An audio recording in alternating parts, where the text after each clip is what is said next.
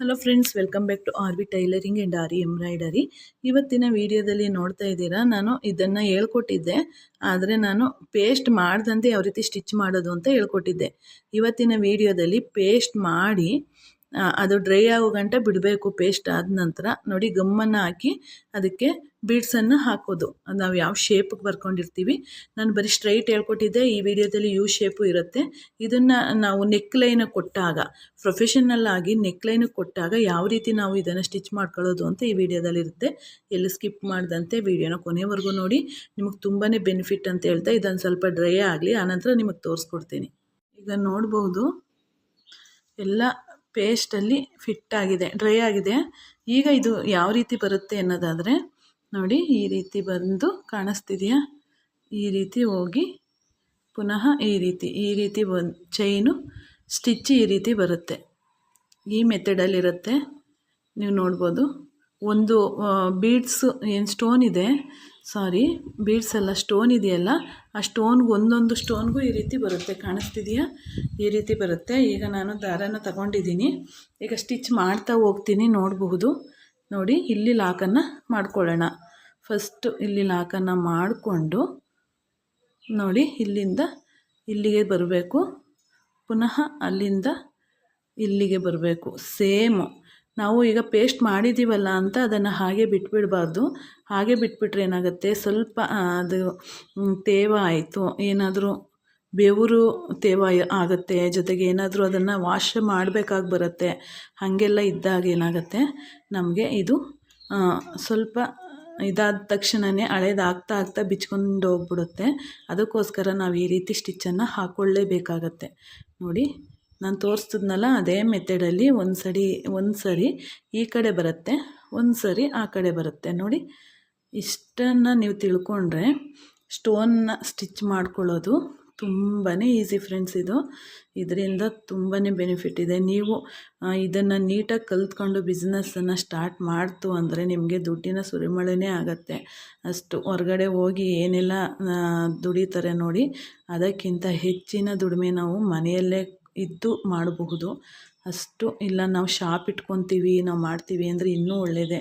ಇನ್ನೂ ಜಾಸ್ತಿಯಾಗಿ ಹೆಚ್ಚು ಬಿಸ್ನೆಸ್ಸನ್ನು ನೀವು ಮಾಡೋದಕ್ಕೆ, ಅದಕ್ಕೆ ನೀಟಾಗಿ ನೀವು ಸಜ್ಜಾಗಬೇಕಲ್ವ. ಅದಕ್ಕೆ ನೀವು ಇದನ್ನೆಲ್ಲ ಚೆನ್ನಾಗಿ ಪ್ರಾಕ್ಟೀಸನ್ನು ಮಾಡ್ಕೋಬೇಕು. ಯಾಕೆ ಇದಕ್ಕೆ ಇಷ್ಟೊಂದು ಒತ್ತು ಕೊಟ್ಟು ಹೇಳ್ತಿದ್ದೀನಿ ಅಂದರೆ, ಪ್ರತಿ ಬ್ಲೌಸಲ್ಲೂ ಸ್ಟೋನ್ ವರ್ಕ್ಗೆ ತುಂಬಾ ಅವಶ್ಯಕತೆ ಇದೆ. ಸ್ಟೋನ್ ವರ್ಕ್ ಇಲ್ಲದಂತೆ ಮಾಡೋದೇ ಇಲ್ಲ. ಯಾಕೆಂದರೆ ತುಂಬಾ ಒಂದು ಲೈನ್ಸ್ ಆದರೂ ಸ್ಟೋನ್ ಇರಲೇಬೇಕು. ಅದು ಇದ್ದಷ್ಟು ಬ್ರೈಡಲ್ಲಾಗಿ ಬ್ಲೌಸು ಕಾಣಿಸುತ್ತೆ ನಮಗೆ, ಅಷ್ಟು ಬ್ರೈಡಲ್ಲಾಗಿ ಬರುತ್ತೆ. ಹಾಗಾಗಿ ನೀವು ಇದನ್ನು ಈ ರೀತಿ ಇದೊಂದೇ ಅಂತಲ್ಲ, ನಾನು ಯಾವ ರೀತಿ ನೀವು ಕೇಳ್ತಿದ್ದೀರಾ, ಫಸ್ಟಿಂದ ನೀವು ನಂಬರ್ಸನ್ನು ಹಾಕಿ, ಕ್ಲಾಸ್ ನಂಬರ್ಸನ್ನು ಹಾಕಿ ಕ್ಲಾಸನ್ನು ಶುರು ಮಾಡಿ ಅಂತೇಳಿ. ಆಯಿತು, ನಾನು ಸುಮಾರು ಕಮೆಂಟ್ ನೋಡ್ತಿದ್ದೀನಿ, ಕಮೆಂಟಲ್ಲಿ ಹೇಳ್ತಾ ಇದ್ದೀರಾ. ಇನ್ಯಾರಿಗಾದ್ರೂ ನಿಮಗೆ ಫಸ್ಟಿಂದ ನೋಡಬೇಕು ಅಂತ ಇಷ್ಟ ಇದ್ದರೆ, ಈಗ ಹೊಸ್ದಾಗಿ ನೋಡ್ತಾ ಇರುವಂತಹ ಇವ್ರು ಇರ್ತಿರಲ್ಲ, ಬಿಗಿನರ್ಸ್ ಇರ್ತೀರ, ಅವ್ರಿಗೆ ಎಲ್ಲರಿಗೂ ನಾನು ನಂಬರ್ಸನ್ನು ಹಾಕಿಲ್ಲ. ಅದರಿಂದ ನಿಮಗೆ ಕನ್ಫ್ಯೂಸ್ ಆಗಬಹುದು. ನಿಮಗೇನಾದರೂ ನೋಡಬೇಕು ಅನ್ನೋವಂಥ ಇಂಟ್ರೆಸ್ಟ್ ಇದ್ದರೆ ಕಮೆಂಟಲ್ಲಿ ತಿಳಿಸಿ. ಫಸ್ಟಿಂದ ಕ್ಲಾಸ್ ಬೇಕಂತಂದರೆ ಖಂಡಿತವಾಗ್ಲೂ ಕಮೆಂಟಲ್ಲಿ ತಿಳಿಸಿ. ನಾನು ಫಸ್ಟಿಂದನೇ ಕ್ಲಾಸನ್ನು ಮಾಡಿ ಹೇಳ್ಕೊಡ್ತೀನಿ. ನಾನು ಇದರಲ್ಲಿ ಇಷ್ಟು ದಿನಕ್ಕೆ ಅಂತಲೂ ನಾನು ಮೆನ್ಷನ್ ಮಾಡಿಲ್ಲ. ನಾನು ಇಷ್ಟು ದಿನದ ಚಾಲೆಂಜ್ ಅಂತ ಹೇಳಿ, ನಾವು ಮನಸ್ಸು ಪಟ್ಟರೆ ನಾವು ಎಷ್ಟು ದಿನಕ್ಕೆ ಕಲಿಬಹುದು ಅನ್ನೋದನ್ನು ವೀಡಿಯೋಸಲ್ಲಿ ಹಾಕಿ ನಿಮಗೆ ತಿಳಿಸ್ಕೊಡ್ತೀನಿ. ಹಾಗಾಗಿ ನೀವು ಆದಷ್ಟು ಕಮೆಂಟಲ್ಲಿ ತಿಳಿಸಿ, ನಿಮ್ಗೆ ಇಷ್ಟ ಇದೆಯಾ ಇಲ್ವಾ ಅಂತ. ಯಾಕೆ ಅಂದರೆ ನಮಗೂ ಇಷ್ಟೆಲ್ಲ ನಾವು ವೀಡಿಯೋ ಮಾಡಿ ಅದು ಎಡಿಟ್ ಮಾಡಿ ಎಲ್ಲ ಅಪ್ಲೋಡ್ ಮಾಡೋ ಗಂಟನೂ ತುಂಬಾ ನಮಗೆ ಕೆಲಸ ಹಿಡಿಯತ್ತೆ. ಸುಮ್ಮನೆ ನಾವು ಅಷ್ಟು ಕೆಲಸನ ಮಾಡೋದಕ್ಕೆ ಆಗೋದಿಲ್ವಲ್ಲ. ಹಾಗಾಗಿ ನಿಮಗೆ ಇಷ್ಟ ಇತ್ತು, ನಿಮ್ಗೆ ಹೆಲ್ಪ್ ಆಗುತ್ತೆ ಅಂದರೆ ಖಂಡಿತವಾಗ್ಲೂ ನಾನು ಅದನ್ನು ನಿಮಗೆ ಮಾಡಿ ತೋರಿಸ್ತೀನಿ. ನೋಡಿ, ಇದು ಬಿಟ್ಟೋಯ್ತು. ಇದು ಇಲ್ಲಿಂದ ತಂದು ಬಿಟ್ಟಾದಾಗ ಅಲ್ಲೇ ಬಿಟ್ಬಿಟ್ಟು ಪುನಃ ಅದನ್ನು ತಂದು ನೋಡಿ ಇಲ್ಲಿ ಲಾಕನ್ನು ಮಾಡ್ಕೋತೀನಿ.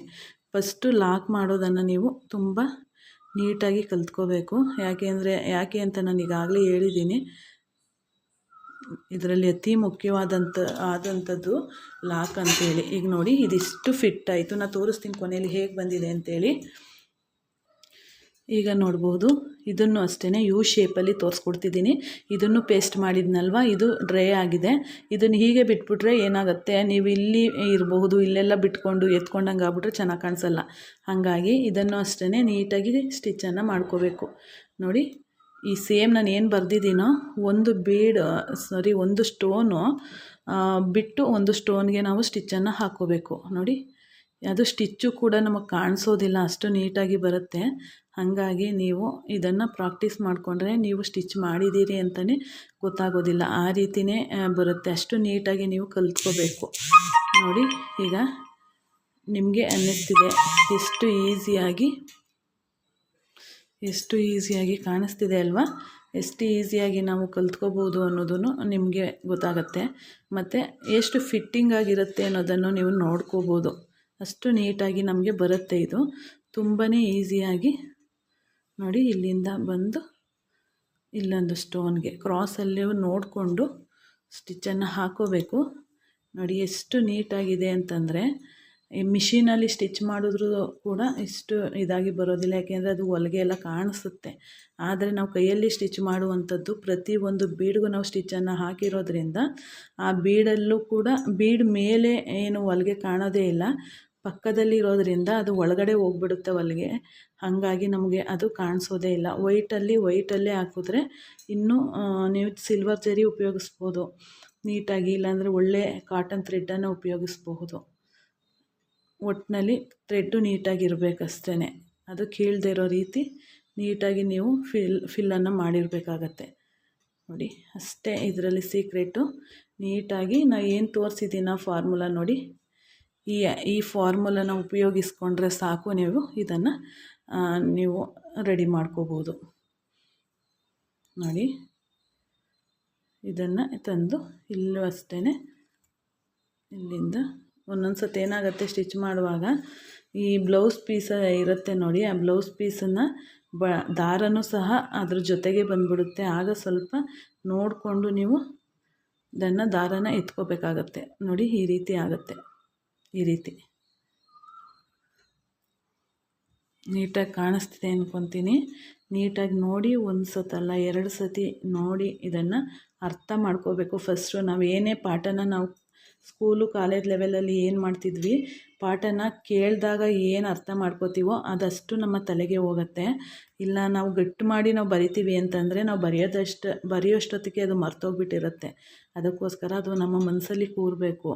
ನಾವು ಇದನ್ನು ನೋಡಿಕೊಂಡು ನಮಗೆ ಬರುತ್ತೆ ಅನ್ನೋದನ್ನು ಬಿಟ್ಟು ಅದನ್ನು ಪ್ರಾಕ್ಟಿಕಲ್ಲಾಗಿ ನಾವು ಮಾಡಿ ಅದನ್ನು ಚೆನ್ನಾಗಿ ಅರ್ಥ ಮಾಡಿಕೊಂಡು ಅದು ನಮ್ಮ ಮೈಂಡಲ್ಲಿ ಚೆನ್ನಾಗಿ ಫಿಕ್ಸ್ ಆಗಿಬಿಡಬೇಕು. ಒಂದು ಏನಾದರೂ ವಿದ್ಯೆನ ನಾವು ಕಲಿತೀವಿ ಅಂದಾಗ ಅದನ್ನು ಫಸ್ಟು ನಾವು ಅರ್ಥ ಮಾಡ್ಕೋದನ್ನು ಕಲಿತ್ಕೋಬೇಕು.